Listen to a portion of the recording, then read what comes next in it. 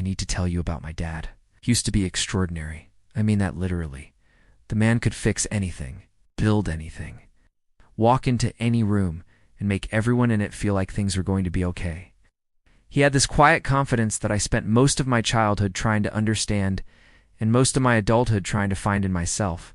And then life happened, the way life does. He got smaller, not physically, just smaller, like something that used to take up the whole room. Learned to fit inside a much tighter space. I watched The Incredibles last year, and I had to pause it twice just to collect myself, because that's not a superhero movie. That's my dad's story, and maybe yours too. So here's where we start. The golden age of superheroes is over. It's not because the villains won, not because the world stopped needing saving, but because the world got uncomfortable with the people doing the saving. Lawsuits, collateral damage, the slow, grinding machinery of a society that decided extraordinary was more trouble than it was worth. So the supers go underground, new identities, quiet lives, tuck the cape in the back of the closet and learn to take up less space. Bob Parr, once Mr. Incredible, the strongest man alive now, sits behind a desk at an insurance company. Ill-fitting suit, fluorescent lighting. A boss who is so specifically, perfectly, the kind of small, mean man who only has power over people he can keep small and mean.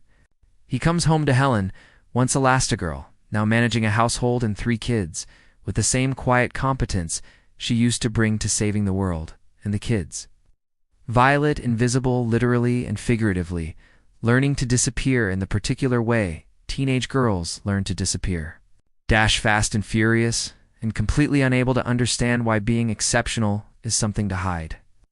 Jack, a baby who contains multitudes that nobody knows about yet. This family is extraordinary. They are all, every single one of them, performing ordinary. Every single day. That first act is almost painful to watch if you're paying attention. Bob gets the call. A secret mission. A chance to be what he actually is for the first time in 15 years. He takes it. Of course he takes it, because there are people who were built for something specific, and when you keep them from it long enough, when you ask them to squeeze themselves into a shape they were never meant to be, something starts to break inside them. He lies to Helen about where he's going. And here's where the movie does something that lesser superhero films never think to do. It makes you understand exactly why he lied. And it makes you feel exactly why that was wrong. Because Bob isn't lying to hurt her. It's lying because the truth would require him to admit how diminished he's become. How desperate he is for even one moment of feeling like himself again. How much it costs him every single morning to put that suit away and put the other one on. Helen deserves the truth. She always deserved the truth. And Bob knows it. And he lies anyway because shame is the most effective prison ever built. And Bob Parr has been locked inside it for 15 years.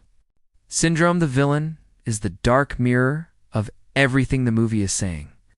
A boy who wanted to be extraordinary so badly that being denied, it curdled into something poisonous. Who decided that if he couldn't be special, then nobody would be. When everyone is super, no one will be.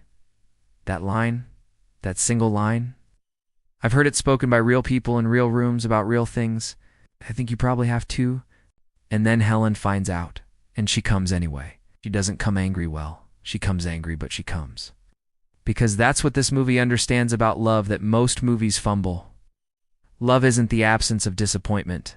It's showing up through the disappointment. It's stretching yourself sometimes, literally. In Helen's case, to cover the people who need covering even when they made it harder than it had to be. The island sequenced the family finally fighting together. Finally fully themselves for the first time is one of the most purely joyful things Pixar has ever put on screen. Violet's force fields appearing when she finally stops trying to hide. Dash. Running.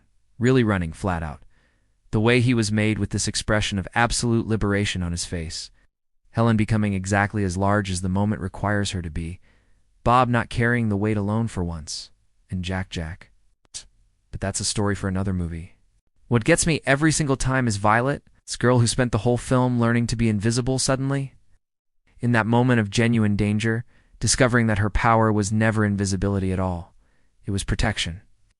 She was never meant to hide. She was meant to shield.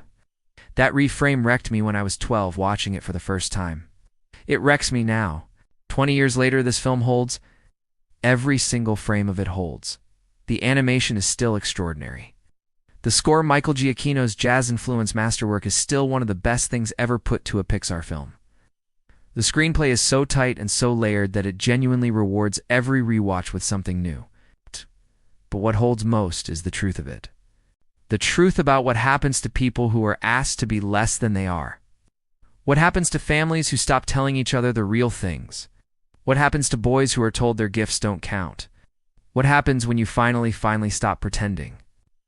Think about the person in your life who used to be extraordinary and got smaller. Maybe it's a parent. Maybe it's a partner. Maybe, if you're really honest, maybe it's you. The suit is in the back of the closet. You know it's there. You've known it was there. This movie is not telling you to blow up your life and fly off to fight a supervillain. But it is saying quietly, warmly, with the full weight of one of the greatest animated films ever made, that you were built for something.